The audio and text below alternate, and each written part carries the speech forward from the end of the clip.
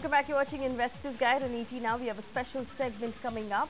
Remember, we told you Experian Credit Information Company of India. Now that's the new credit bureau like CIBIL that functions in the country, which means that now we have two credit bureaus that are managing two separate databases on our credit history.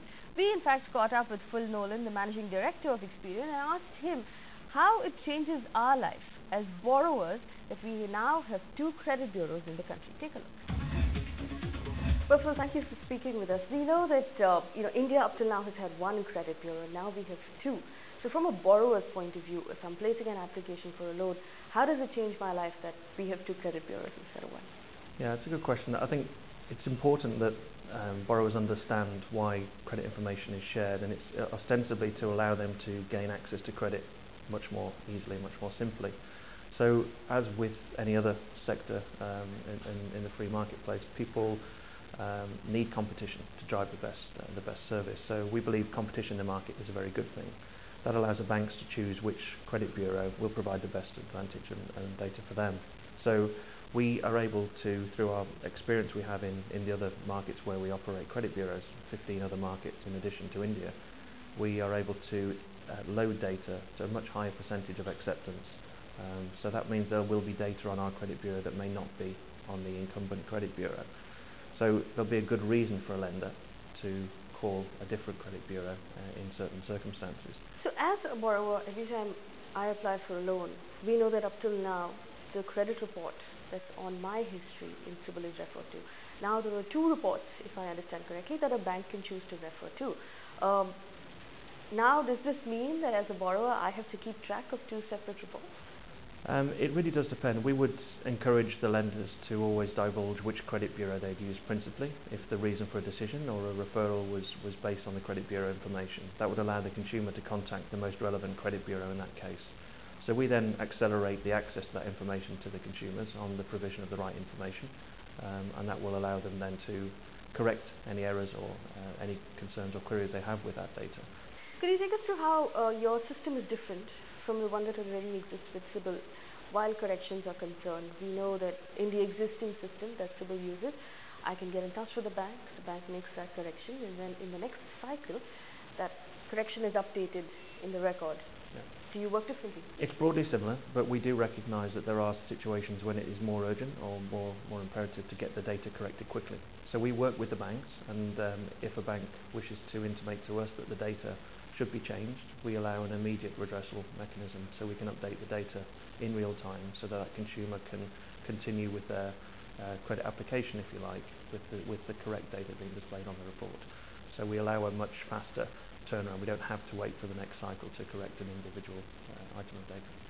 And in terms of accessing my credit report with Experian, how does that process work? It's straightforward. You can go to our website, which is www.experian.in. And on there's the full details of how to apply for the report.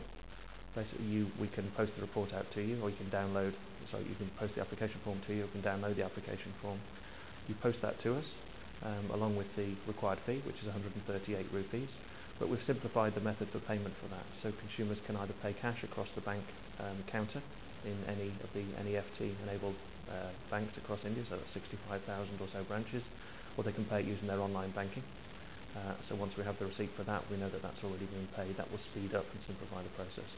We'll then validate the identity of the individual inquiring on the report against our own information, and then we'll return the report to you as quickly as possible. We do know that up till now, the credit report was being used to penalize defaulters, which is completely fair. There might be a day in the future when the credit report is also used to reward the ones who have made their payments regularly. So what's your advice to viewers who are watching, who are potential borrowers or existing borrowers? How do I make sure that my credit report is clean, usable, and someday it might win me a better interest rate? Well, let's hope so. That's certainly what we're here to do. So it's very important, first of all, that you understand the information that credit bureaus hold. So I would encourage people to apply for a copy of their credit file in the first place, credit information report, and at least validate the information there is what they expect to see. And like I said, if there is any discrepancy, we can work with them to have that clarified. But once people understand the information that's there, they'll quickly see that by maintaining a good credit arrangement with their lenders, that puts them in a very strong position to then contact their next lender perhaps and seek to get more advantageous lending terms based on their own individual credit profile. Right, so what you're saying is don't wait for an application, or don't wait for that time when you make an application for a home loan. Get a copy of your report anyways. I'd say to start with that now. I mean, clearly, if you would, I wouldn't encourage people to apply regularly all the time for their credit file, because it's important to understand what's there first of all. So suggest now, if you're looking to take on a mortgage or purchase property through mortgage in some time to come, take a look at your credit report now, just in case there's something there that may not be in order. You then have the time at least to start to correct that situation, agree any repayment plan to remove any arrears that may be outstanding, and then through so doing demonstrate a positive repayment plan on your credit report, which other lenders would then take into account at the point of fresh application. So this is interesting advice. If I know I'm going to apply for a home loan or a large purchase, maybe a year from now, what I need to do is get a copy of my report, make sure everything is in order. If there's something that, if there is a problem there, that's either my default or there's some sort of discrepancy between the bank and the credit agency, I should get that sorted out right in time for my application to go in. Right, and your final word of advice for people who are watching as far as, credit and keeping your bank statements in order would be? Take it seriously.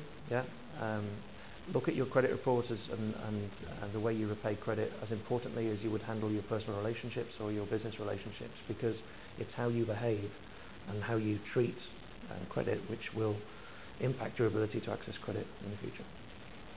Thank you, Phil. Thank you. Pleasure. Thank you. In fact, Phil was nice enough to offer to come into our studio anytime we need him to answer questions. So if you have questions for him about Experian and its new business in India, remember you can write to us. We'll ask Phil to come in and answer those questions for you. Thanks for watching Investors Guide this week. Email ID at the bottom of your screen, facebook.com/investorsguide. That's where you can catch us.